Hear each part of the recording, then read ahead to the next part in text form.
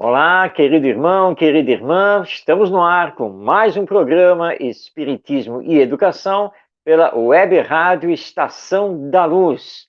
Rogamos a Jesus, nosso Mestre, a todos nos abençoe, que tenhamos paz em nossos corações, para estarmos aqui nesta convivência fraterna, através dos princípios da doutrina espírita, esclarecendo a educação do espírito, que somos todos nós, reencarnados, e com esse divino destino, que é um dia chegarmos à perfeição.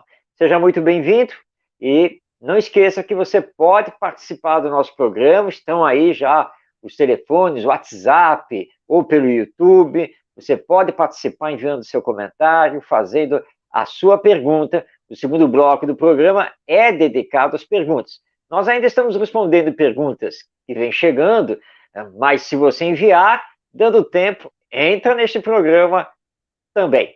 Então, grande abraço a você e agora a saudação do nosso Ronaldo Gomes. Boa noite, gratidão mais uma vez por estarmos aqui com todos. Muita paz, saúde, que possamos, eu e Marcos, como sempre dizemos, ser apenas o intérprete do nosso próprio anseio na busca da verdade que provém do nosso Pai Maior. Muita paz, estamos juntos. Muito bem. Bem, hoje o tema estará voltado principalmente, claro, para os dirigentes dos centros espíritas e evangelizadores da infância e da juventude, porque nós vamos hoje conversar sobre nova dinâmica para a evangelização espírita. E nós vamos ter por base um livro de um querido amigo, companheiro, pedagogo, psicólogo, da cidade de Nova Iguaçu, no estado do Rio de Janeiro. Aliás, já vou deixar o meu abraço a ele, nós que já caminhamos aí da estrada pelo movimento espírita. Eu estou aqui me referindo ao querido amigo, está aqui o livro dele, César Braga Saide, Os Desafios da Evangelização Espírita, que é uma obra publicada pela Federação Espírita do Paraná. Especificamente desta obra, nós vamos hoje nos basear, pelo menos vamos utilizar, não tanto quanto aqui, o texto dele que compõe o capítulo 15 desta obra, com o título Possíveis Tendências da Evangelização Espírita. Ele abre o capítulo com a frase do Leon Denis, retirada de O Problema do Ser, do Destino e da Dor, lá no seu capítulo 20. A frase do Leon Denis é a seguinte: se o homem conhecesse a extensão dos recursos que nele germinam, talvez ficasse deslumbrado e, em vez de se julgar fraco e temer o futuro, compreenderia sua força, sentiria que ele próprio poderia criar esse futuro. Bem, na sequência aqui do capítulo, nosso César Braga Saide, ele vai nos dar 19 itens para refletirmos sobre a atualidade da evangelização e, principalmente, o seu futuro. Ou seja, o que nós podemos fazer para dar mais qualidade à evangelização espírita, infanto-juvenil, que ocorre nos centros espíritas, lembrando também que essa evangelização precisa se integrar à família, aos pais e responsáveis. Mas eu não vou ler aqui os itens, não. Eu e o Ronaldo vamos aqui fazer um bate-papo, vamos trocar as ideias dentro daquilo que o César Braga Saide coloca e, é claro, aquilo que nós estudamos. Não é, Ronaldo? E aí, vamos ao nosso bate-papo? Vamos jogar um pouquinho de bola? Então, hoje você já vai me tirar uma dúvida. Hoje eu vou fazer aquele papel do aluno chato, que pergunta o tempo todo, porque fica numa interação mais gostosa. Primeiramente, Marcos, para que evangelizar? Boa pergunta. Ótimo. Vamos definir evangelização e evangelizar. Porque às vezes nós falamos, mas não sabemos o que significa. Então, sua pergunta foi muito importante, Ronaldo. Vamos lá. Evangelizar e evangelização são termos que derivam da palavra evangelho. Então, evangelho vem, ou significa, boa nova, né? Ou seja, as novas lições, os novos ensinos trazidos por Jesus. E nós sabemos que a substância, a essência do evangelho são os ensinos morais. Então, quando falamos em evangelizar, olha, precisamos evangelizar as crianças.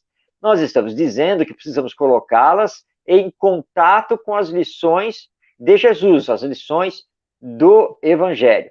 Mas nós sabemos que não basta conhecer, não basta ter a teoria, é preciso colocar em prática. E aí você vai para o processo de evangelização. Levar esse ser humano, esse espírito reencarnado, do egoísmo para a caridade, do orgulho para a humildade, da violência para o amor. Ou seja, que as novas gerações consigam, então, apreender e colocar em prática os ensinos morais de Jesus. Isso é, então, a evangelização, o ato de evangelizar, e acredito, meu Ronaldo, que já deu para perceber a importância disso, não é? Diante de uma sociedade. Eu quero ser mais chato ainda com você. Tá, você falou isso, das crianças, mas e quem está à frente da evangelização? Esse evangelizador. O que você tem a dizer sobre o aspecto dele? Eu não estou fugindo do tema que está aqui, está na minha frente o texto do Sair do Novo. Então, eu quero entender. Pô, eu vou lá e vou evangelizar, muito bem, vou estar com as crianças, moral do Cristo, pô, show de bola, muito bem. Mas o evangelizador, que nunca passou por um processo de evangelização. Eu vou falar por mim. Eu fui evangelizador e não passei pelo ato da evangelização. E aí? Nesse caso, o evangelizador precisa decorar o evangelho, e aí ele já está pronto. Que bom, muito bem. Gostou da resposta? Gostei, muito interessante. Tem que decorar. Você gostou, mas é melhor rejeitar. Bom, não, muito bem, muito bem. Claro que não. Tá, conhecer o evangelho? Sim, óbvio, claro que precisa ter um estudo das lições, né, dos ensinos morais do nosso mestre Jesus, e aí nós temos um grande auxiliar, que é a obra O Evangelho segundo o Espiritismo, de Allan Kardec. Mas não basta decorar as lições do Evangelho, saber que aquele dito de Jesus está lá em Mateus capítulo tal, versículo tal. Não, porque não é isso. Bom, aqueles que não passaram pela evangelização na infância, e eu também sou o mesmo caso, porque eu não peguei a evangelização infantil na minha época, mas o evangelizador, ele precisa se preparar, porque não basta ter apenas a boa vontade. Ah, tá precisando de alguém para trabalhar com as crianças? Ah, tá, então eu vou. Não. Precisa ter, primeiro, claro, conhecimento. Então, vai lá estudar o evangelho, antes de mais nada. E segundo, precisa realizar consigo mesmo, o tempo todo, o próprio processo de evangelização. Porque não dá para evangelizar uma criança se você não pratica os ensinos morais do Mestre Jesus. Como é que você vai falar de humildade, caridade, bondade, fraternidade, amar ao próximo como a si mesmo, se você está ali no Centro Espírita, na evangelização, e você ainda fala palavrão, você de vez em quando solta lá na frente das próprias crianças, e não gosto da fulana. Então, o processo de evangelização não é só para as crianças e os jovens, é principalmente e primeiro para o próprio evangelizador. Então, estudar por conta própria, fazer parte do grupo de estudo, cursos, treinamentos, tudo isso é muito importante para o evangelizador, mas, acima de tudo, ele colocar em prática o evangelizar consigo mesmo. Pois é, as perguntas, essas duas primeiras, parece até que nós estamos fazendo nossa transmissão hoje, nosso programa hoje, de trás para frente, de frente para trás. Mas não é isso. É para que possamos observar a importância da evangelização Até porque, Marcos, todas as religiões têm a sua evangelização, a evangelização evangélica, a católica, o catecismo, e por aí vai. Mas a terceira pergunta fica mais forte diante do que o nosso amigo nos traz. Porque lá no antepenúltimo parágrafo, ele fala uma coisa importante. De um modo ou de outro, precisamos saber para onde caminha uma atividade. Que atividade é essa, né? Então, quais os nossos objetivos com ela? Porque tem que ter o norte. Não é apenas chegar a evangelizar. Tudo que você falou é muito bonitinho, está tranquilo. Mas qual objetivos? As finalidades propostas dos ensinamentos de Jesus é levar a essa criança, a família, esse trabalho também, que a gente tem que participar com a família, muito presente também na casa espírita. É incutir neles o espiritismo, então, levar de fato objetivando todo esse aspecto da doutrina espírita, incutindo neles esse aspecto, porque ele diz assim, a fim de podermos comparar, rever, corrigir, acompanhando sempre o progresso das nossas crianças, da família e o nosso próprio progresso. Mas vamos lá, nós estamos falando de evangelização da doutrina espírita ou da evangelização com Jesus? Eu queria me esclarecer um pouquinho sobre isso. O assunto é muito importante, Ronaldo, tanto pelas colocações do César Said, quanto agora as colocações que você fez. Vamos entender que todo e qualquer processo educacional, qualquer metodologia, ela precisa ser antecedida pela filosofia da educação. E nós precisamos, estamos falando aqui de evangelização à luz da doutrina espírita, certo? Então, obviamente, que o nosso trabalho no Centro Espírita, ele vai ser baseado nos princípios que formam o Espiritismo. Mas que princípios são esses? Então, vamos lá. A existência de Deus como Pai e Criador, a imortalidade da alma, a comunicabilidade entre a dimensão espiritual e a dimensão material e a lei de evolução. Esses são os 4 grandes princípios que estruturam o edifício doutrinário do Espiritismo. Disso sai toda uma filosofia. É como assim? Ora, a partir desses 4 princípios, nós temos uma visão que é nossa do Espiritismo sobre o ser humano e a vida. É uma visão própria. Então, a filosofia espírita, que enxerga o ser humano como um espírito imortal, reencarnado, destinado à perfeição, então, essa filosofia vai nos levar, então, a termos uma educação, uma prática educativa. E essa prática educativa vai ter, então, uma didática, vai ter uma metodologia. E é aqui que os grandes educadores nos chamam a atenção, e que o evangelizador espírita precisa entender, que atividade é uma coisa, ativismo é outra. Vou tentar exemplificar aqui. Tá? Muito bem. Quando você fala em atividade, você está falando de uma atividade pedagógica, ou seja, uma atividade norteada por essa filosofia educacional, que tem objetivos, que tem princípios, e mostra para você que você vai aplicar aquilo para chegar em determinado lugar, junto com as crianças, os jovens, os evangelizantes, de uma forma geral. Agora, ativismo é o seguinte, você está assistindo aqui o Espiritismo e Educação. Aí eu e o Ronaldo, ao falarmos aqui, lembramos de alguma atividade. Por exemplo, pode-se fazer assim, assim com as crianças. Aí você, puxa, gostei dessa atividade, vou aplicar isso agora no sábado, ou no domingo, né? Lá na evangelização. Mas se você fizer isso, isso é ativismo, porque está fora do contexto, está fora do que foi projetado, planejado. Você simplesmente achou uma atividade, achou ela muito bonita, bacana, boa, e simplesmente foi lá aplicar. Não pode, isso é ativismo. Então, atividade é uma coisa que tem que estar ligada à pedagogia, que está regida por uma filosofia. Agora, deixemos bem claro aqui. Evangelização espírita não é ensinar espiritismo, no sentido de catequizar, no sentido de querer tornar aquelas crianças espíritas. Claro que nós vamos trabalhar conceitos como imortalidade da alma, reencarnação, A caridade, sim, porque isso faz parte do espiritismo.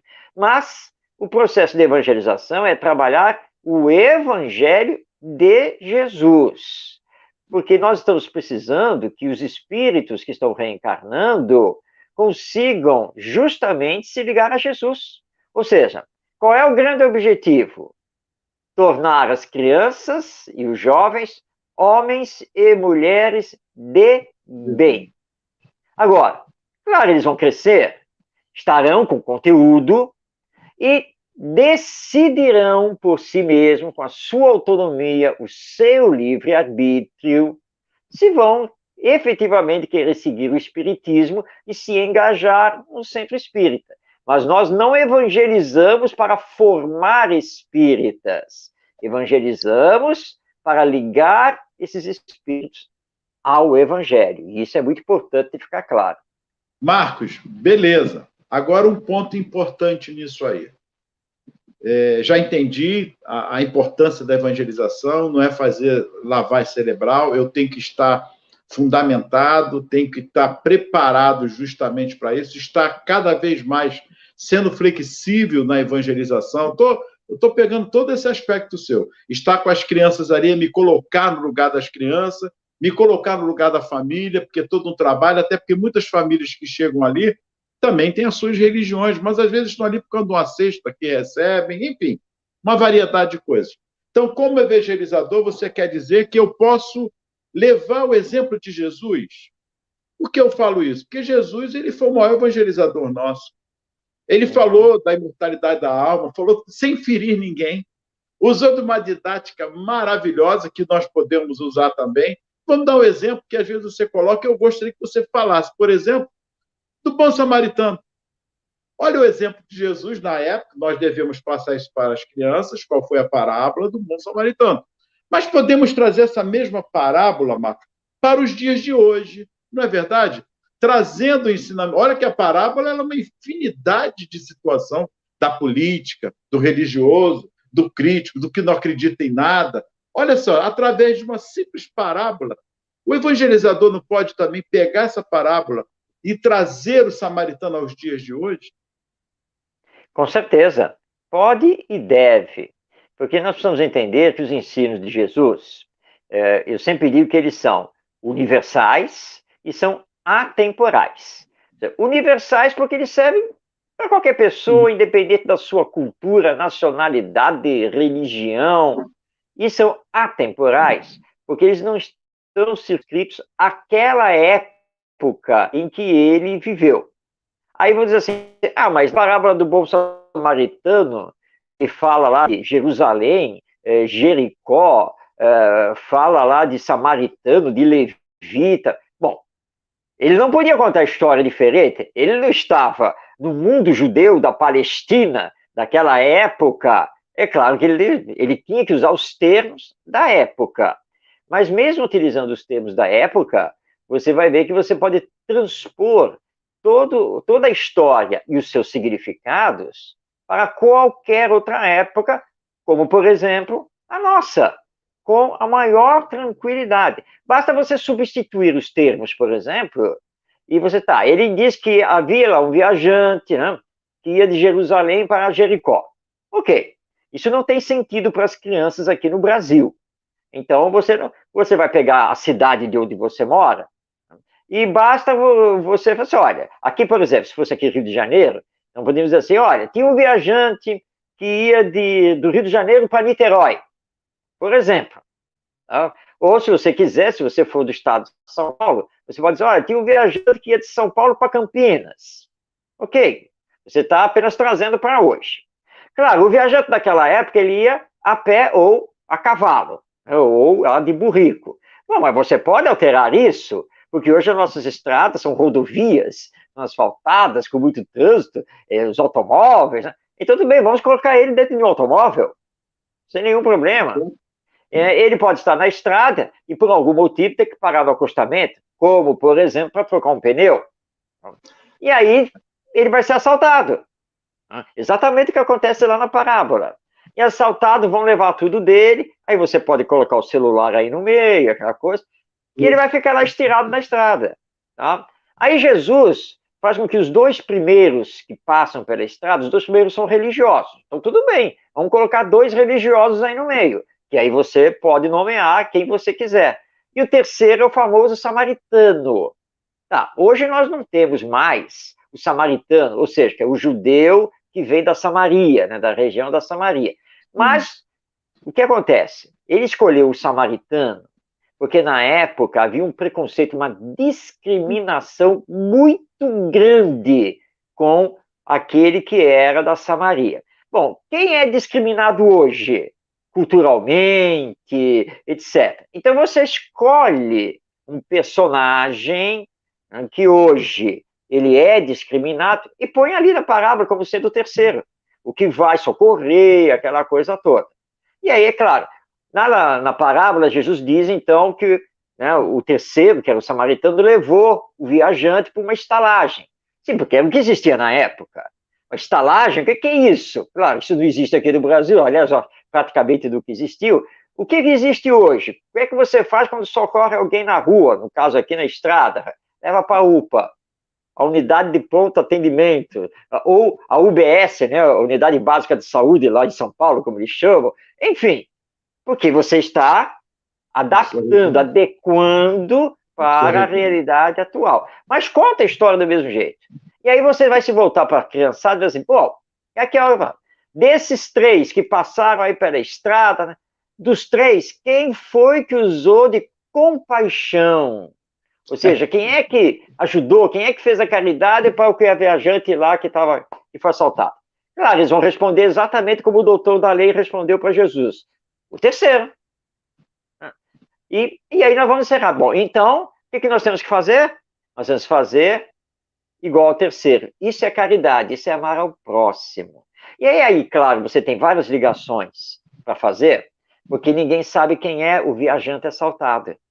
Ah, isso aí vai fazer ligações culturais, políticas, religiosas, aí dá um leque de discussão sobre o que é o próximo, o amor ao próximo. Então é muito importante nós trabalharmos tudo isso e verificarmos então, não é, Ronaldo? Que aquilo que foi contado há mais de 2.000 anos é atualíssimo e dá para trabalhar. E eu quero agora levar outro ponto, que é justamente a preparação destes para uma casa espírita, a importância justamente da evangelização.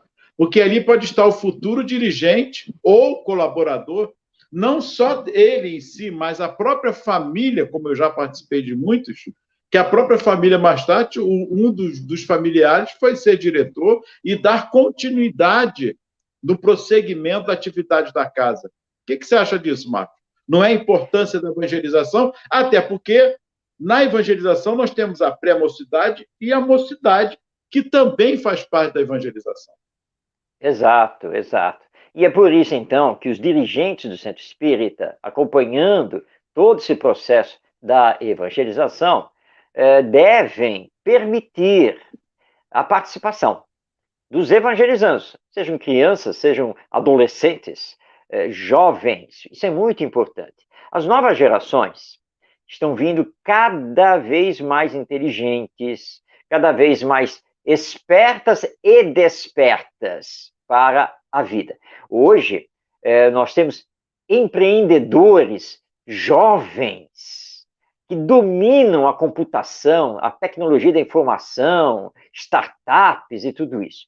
Antes aqui do nosso programa, eu estava fazendo parte de um curso online e eu estava assistindo um vídeo da Malala, essa querida jovem, né, que está capitaneando internacionalmente a educação para mulheres, mas é uma jovem. Ela está aí com seus 20, 21 anos só, e dando uma aula, parece que você estava vendo assim, uma mulher, já uma senhora, com 40, 50 anos de idade, com muita experiência de vida, muito estudo, mas não, é uma jovem dos seus 20 e poucos anos só, que ano passado, né, agora em 2020, terminou a sua formação acadêmica na Universidade de Oxford. Muito jovem. E aí você fica assim, meu Deus, que aula, que lições, que palavras, que visão da vida, da educação. Então, no Centro Espírita tem que acontecer a mesma coisa. Tá? Porque, como você bem lembrou, Ronaldo, alguns que estão ali no processo da evangelização vão abraçar, sim, o espiritismo. E são o futuro, não apenas da humanidade, mas são o futuro também do centro espírita, do movimento espírita, do espiritismo no mundo. Mas, para isso, eles precisam ter espaço, né? Não pode ficar circunscritos simplesmente lá na sala da evangelização. Bom, Marcos, é só para que deixemos claro que evangelizar é corroborar com o Cristo e com os ensinamentos que Kardec veio trazer, porque o Espiritismo não veio fazer proselitismo.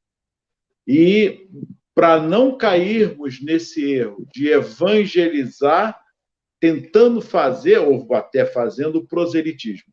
Aí cai tudo por terra, justamente o que você acabou de explanar de uma maneira muito clara e objetiva. Evangelizar é, antes de mais nada, evangelizar-se consigo mesmo.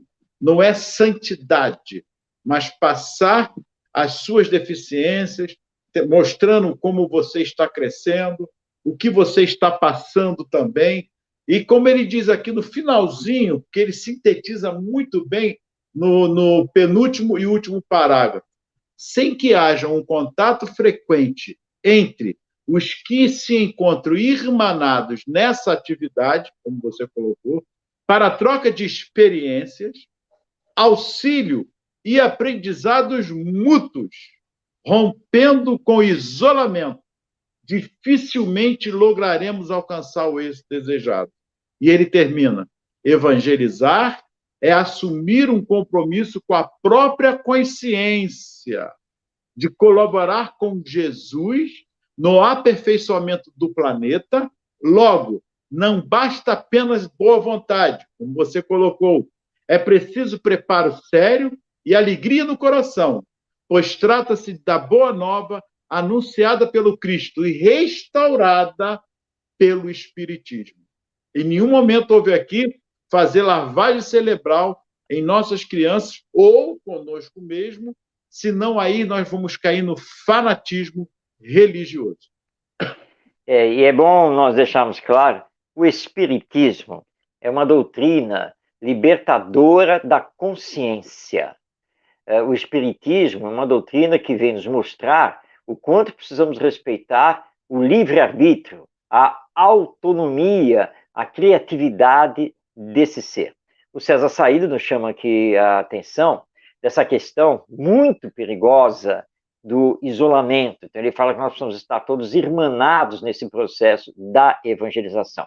Infelizmente, nós ainda encontramos centros espíritas que isolam a evangelização em determinado dia e horário das atividades do centro espírita. Certa vez, conversando com o dirigente de um centro espírita, eu perguntei a ele, né, sobre o funcionamento da evangelização naquela casa. E ele disse assim: não, funciona aqui sábado de manhã. Não, espera um pouco. Não, à tarde, é sábado à tarde. Ah, mas eu não tenho muito como falar da evangelização para você, porque eu nunca vim. Eu não sei exatamente como funciona. Aí eu fiquei olhando para ele, mas você é diretor do centro espírita? Como assim? Não sabe se é de manhã ou se é bem à tarde. E aí, na sequência, confessa que, na verdade, nunca colocou os pés no centro espírita no dia da evangelização. Ele nunca acompanhou. Ele não tem nem ideia de como é que acontece. Ora, se nós temos um diretor do centro espírita que não sabe nada da evangelização, como que ele pode, na famosa reunião de diretoria, discutir coisas da evangelização sem ouvir os responsáveis e aqueles que estão realmente ali com as mangas arregaçadas e mão na massa da evangelização? Isso é isolamento. Quer dizer, põe a evangelização. Que dia vai funcionar a evangelização? Gente, olha só, para não atrapalhar aqui as atividades da casa, põe no domingo de manhã. Olha só o discurso. A evangelização atrapalha, porque aquela criançada, né, para cima e para baixo, aqueles jovens, e pessoal com cantoria e não sei o quê. Então, põe lá no domingo, horário tal, porque aí não atrapalha as atividades do centro espírita. A evangelização deve ser a mais importante atividade do centro espírita. É o que o César Saíde coloca aqui no final, que o Ronaldo acabou de ler. Gente, é trabalhar com o Cristo, para formar pessoas do bem, conscientes, éticas, moralizadas. Não é uma atividade, mais uma, que o Centro Espírita realiza, não. Até porque o Centro Espírita é uma escola de almas. Então, vamos dar a devida importância à evangelização. Deixai vir a mim as criancinhas. Jesus, não, olha aí. Afastaram do mestre as crianças, e tentando isolar as crianças do mestre, porque faziam muita bagunça, muita ruaça. É Jesus, que isso? Deixai vir a mim os pequeninos, vem cá, vem cá. Ah, porque nós, os adultos, esquecemos que nós fomos crianças. A verdade é essa. Aí, quando nós éramos crianças, fazíamos barulho, podia, porque nós éramos crianças. Agora nós somos adultos, detesto criança aqui, no comigo me perturba, não dá mais para aturar. É impressionante. Mas, Marcos, é verdade. Chegamos ao final. Lidiane, a todos vocês que nos deram boa noite, muita paz, gratidão. Robson, Ayrton, Lidiane, nós agora vamos para as perguntas. Nossa técnica já vai colocar aí. Vamos lá. Os nossos participantes. Pamela, Rio de Janeiro. Por que o espírito, quando chega à adolescência, se torna rebelde? Excelente pergunta. Claro, vamos fazer uma ressalva aqui à pergunta da Pamela.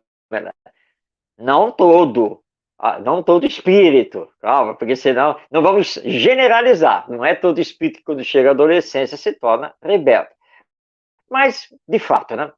Isso é um quadro muito conhecido, também muito discutido pelos educadores, em muitas obras, muitos debates. O que acontece? Será que o Espiritismo tem uma resposta para isso? Tem sim. Aliás, vou contar aqui rapidinho. Certa vez, um querido companheiro do movimento espírita aqui do Rio de Janeiro, o Júlio César de Sarroris, o Sarroris, ele foi convidado certa vez para...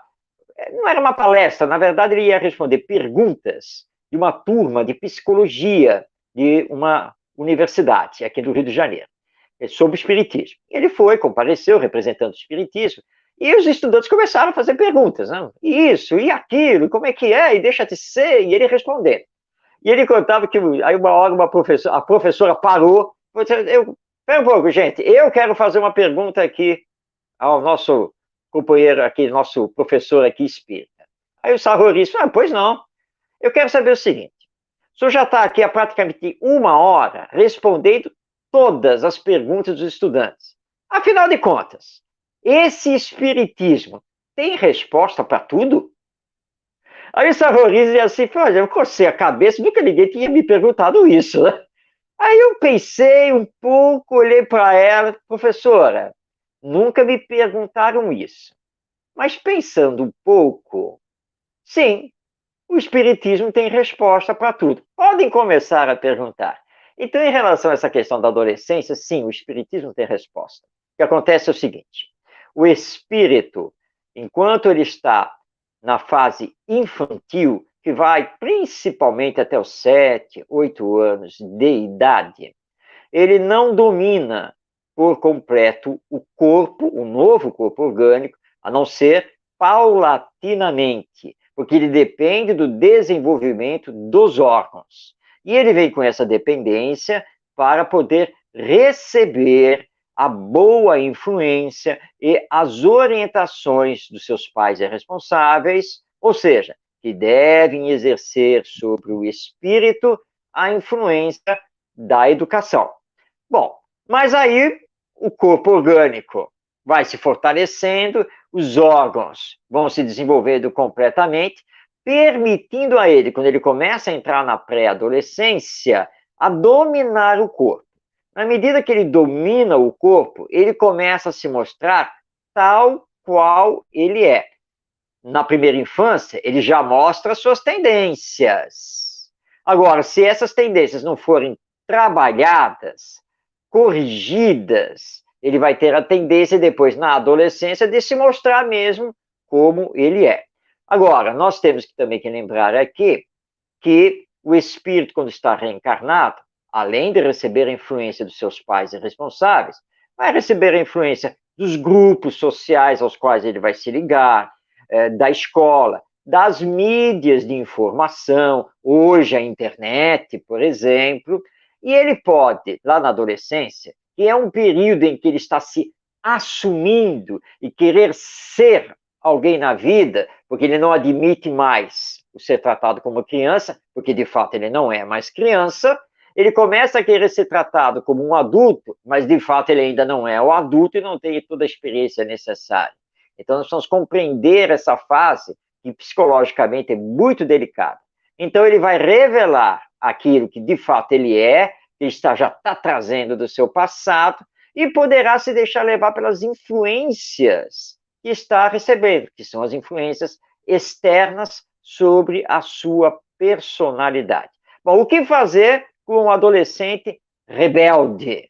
O adolescente rebelde, ele continua precisando de muito afeto, de muito diálogo, muita conversa, orientação. Agora, sem tratá-lo como criança, porque ele não é mais criança. E os pais precisam entender isso, né? A nossa criança está precisando. Que criança? Eu estou vendo aqui um jovem adolescente de 16 anos. Não é mais uma criança. Então, os pais precisam também saber se adequar à nova etapa, né, que está passando o seu filho, que agora está na adolescência. Agora, cuidemos da educação lá na infância, porque a educação na infância é que poderá corrigir as más tendências desse espírito, para que depois, ao assumir a adolescência, ele não seja esse rebelde sem causa, mas que está causando muitos dissabores na família. Vamos à nossa próxima pergunta. Vamos a ela. Rosângela, São Paulo. Tenho uma filha desafiadora de 5 anos que gosta de mandar e desobedecer. Como educá-la moralmente? Bom, Rosângela, é o chamado filho desafio. Bom, com 5 anos de idade, se a menina revela que gosta de mandar nos outros, inclusive nos adultos, provavelmente, e desobedece às ordens, com certeza que ela está necessitada da educação moral. Mas como fazer essa educação moral? Que essa que é a sua pergunta. Bem, a educação moral ela é dependente da autoridade moral dos educadores. No caso, os pais ou responsáveis. Bom, como se adquire autoridade moral? Educando-se. Ou seja, para que eu possa educar a minha filha ou o meu filho, rebelde, desobediente, que mostra que no passado foi uma pessoa muito orgulhosa, tanto que hoje está querendo mandar em Deus e todo mundo, eu preciso me educar. Eu preciso me evangelizar para poder ter ascendência moral sobre esse espírito. Enganam-se os pais que acham que tem que bater de frente. Vamos ver quem é o mais forte, quem é que manda aqui. Não, isso só dá mais força a esse espírito, porque é um espírito desafiador. Eu tenho um caso desses na minha própria família, no caso mais na família da minha esposa, tem esse caso. Eu até brinco, né, porque eu digo assim, olha, esse espírito, esse deve ter sido barão do café, deve ter maltratado muitos escravos, porque se deixar, olha, passa por cima mesmo, de olhar para você, aquele olhar desafiador, mas eu estou pedindo, eu mandei, aí eu dou aquela olhada, como é que é? Como é que é? O que você está pedindo, tudo bem, eu já entendi. Você está mandando, você está me dando uma ordem. Vamos conversar aqui? Vamos. Normalmente comigo, com a minha esposa, baixa a cabeça. Porque vamos sentar aqui e conversar. Mas como? Porque nós estamos nos trabalhando com todas as falhas, com todos os defeitos que ainda temos, mas estamos nos trabalhando no sentido de nos moralizarmos e darmos os melhores exemplos.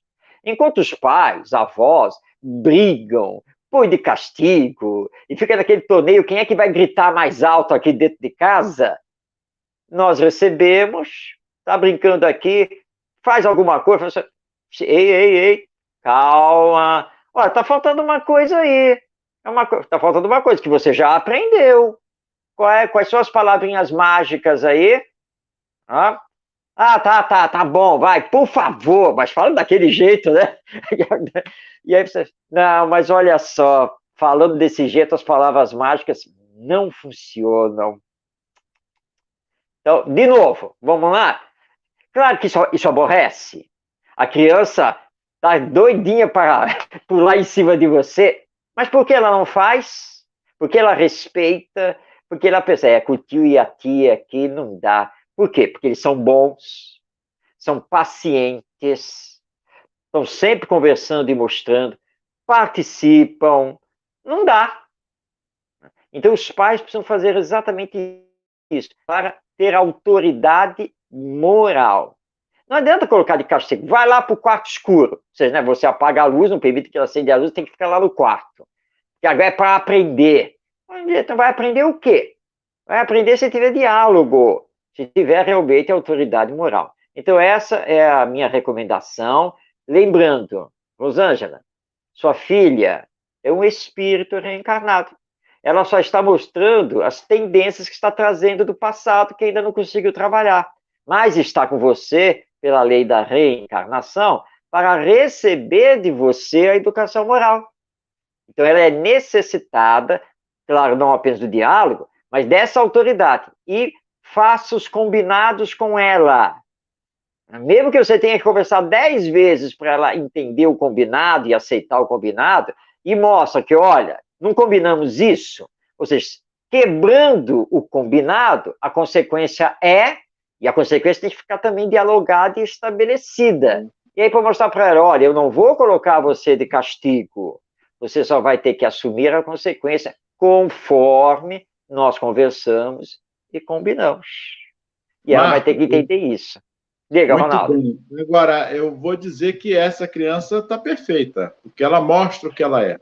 E aquela que pede, por favor, sempre por favor, você está sempre fazendo a vontade dela. E aí? Ela não é rebelde. Muito bem colocado, Ronaldo. Que isso também é tendência de caráter do espírito. Ou seja, é um espírito manipulador.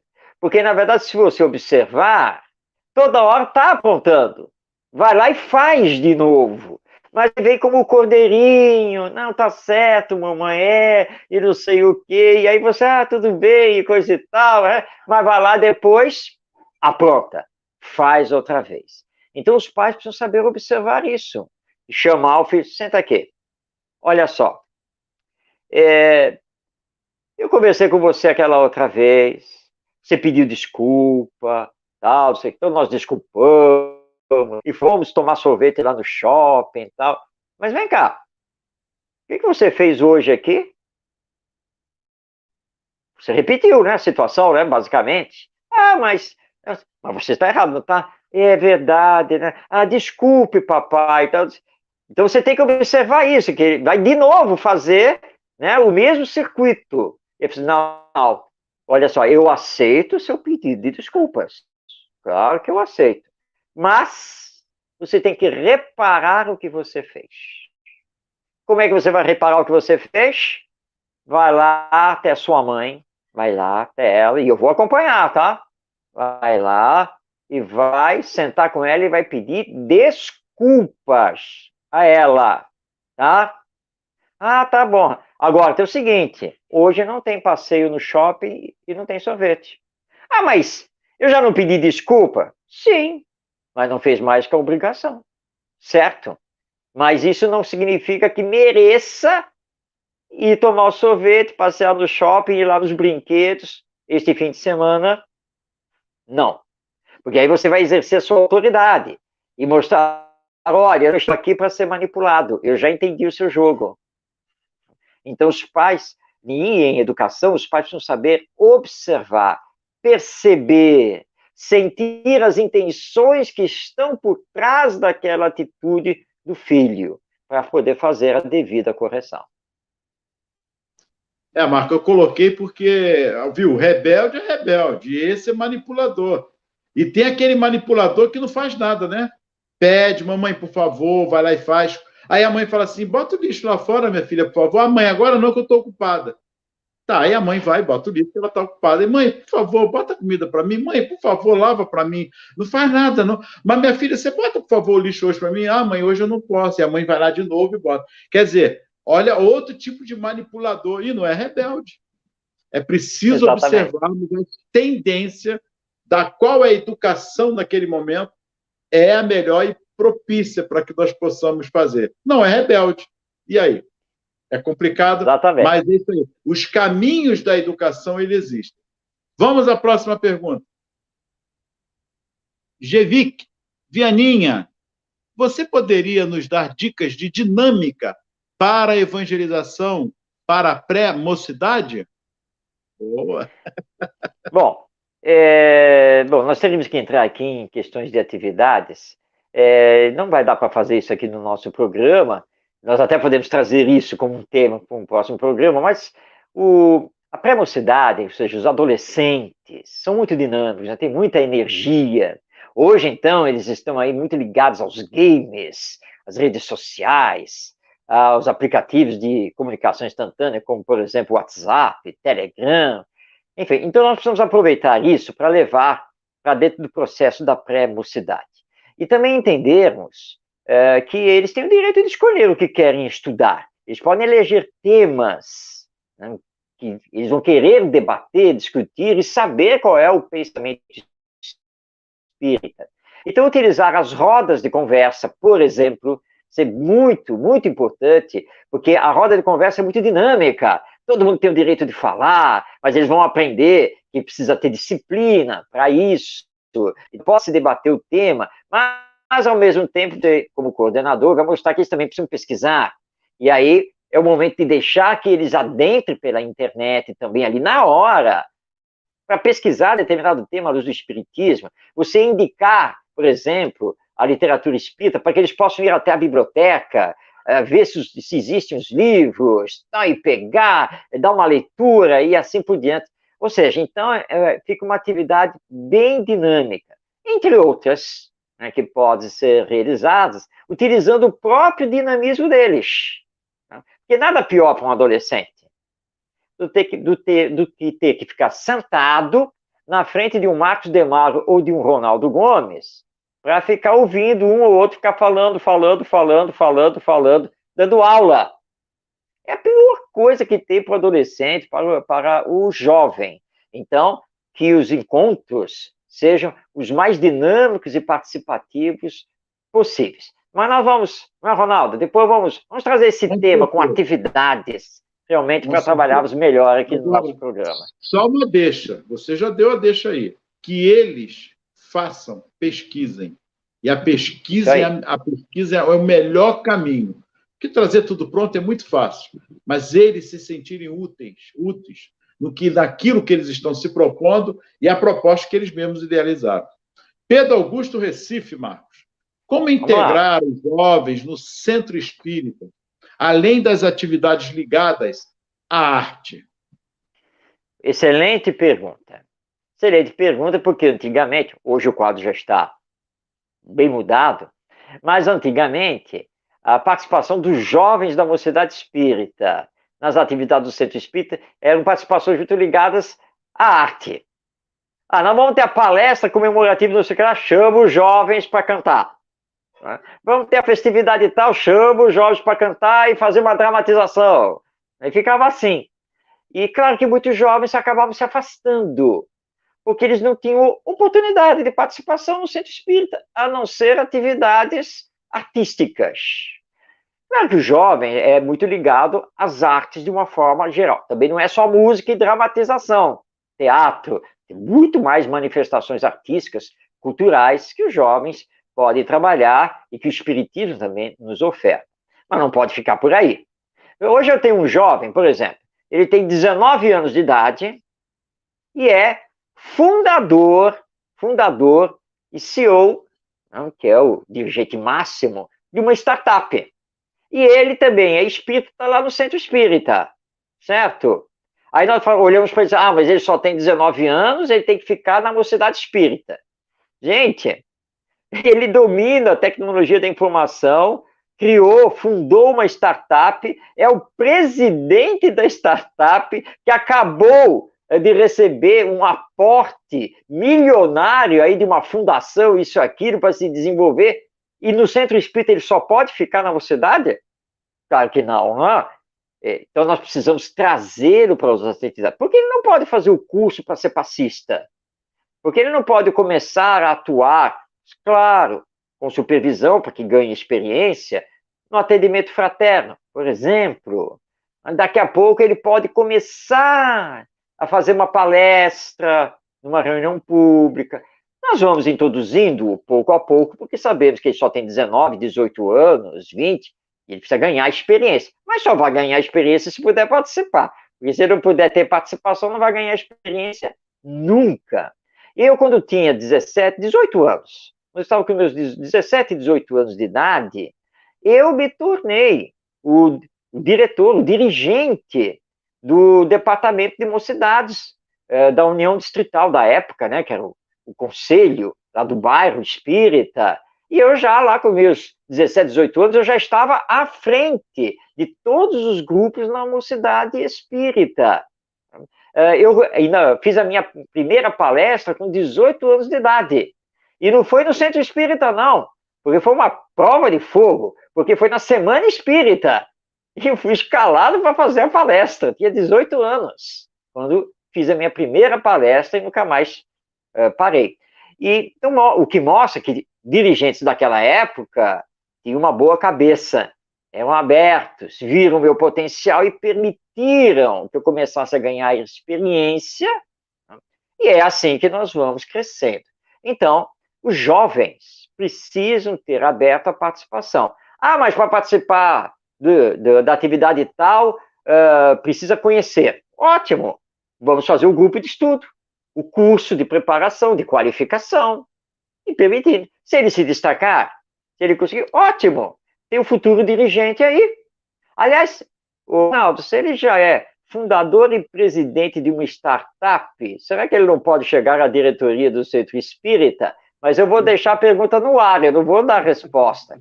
Claro que cada caso é um caso, e tem que ser avaliado, a experiência, o conhecimento do espiritismo. Isso é natural. Então é isso. Nós precisamos abrir as portas internas do Centro Espírita para a participação dos nossos jovens. Com certeza. Próxima pergunta. Vamos a ela. Kleber Vitória, Espírito Santo. Diante de tanto fundamentalismo religioso na cultura e na política, como fica a educação? Que tema! É verdade. Nós espíritas entendemos que todo e qualquer radicalismo, todo e qualquer fundamentalismo no campo da religião é pernicioso para a cultura e para a educação. A educação tem que libertar. A educação precisa promover a autonomia consciente. Como educador, eu posso dizer que é com grande preocupação que eu venho assistindo, não apenas no nosso Brasil, mas também em outros países, um pensamento religioso fechado, fundamentalista, adentrar e comandar a educação. Nós temos que tomar muito cuidado com isso. A educação, ela precisa ser laica.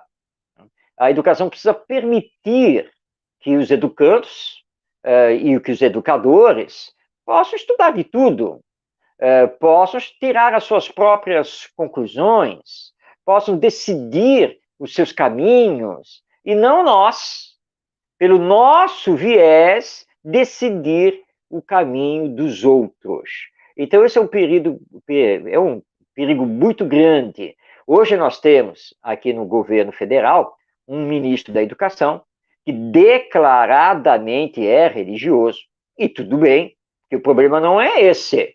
Né? Claro que ele tem uma religião, porque se eu chegasse a ministro da Educação, ou o Ronaldo chegasse, nós não iríamos esconder o fato de sermos espíritas.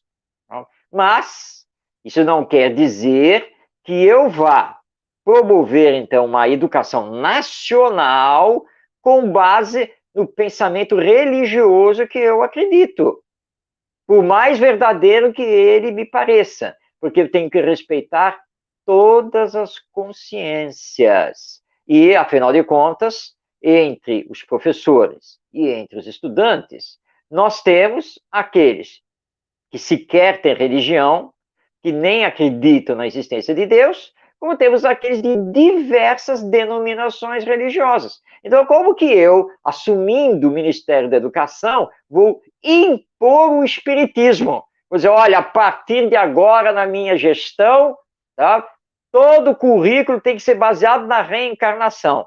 Ora, mas se lá na escola tem professor católico, professor evangélico, professor judeu, professor ateu, como que eu vou impor uma coisa dessas? Então, o fundamentalismo religioso, tanto na cultura quanto na educação, acaba, portanto, se tornando pernicioso.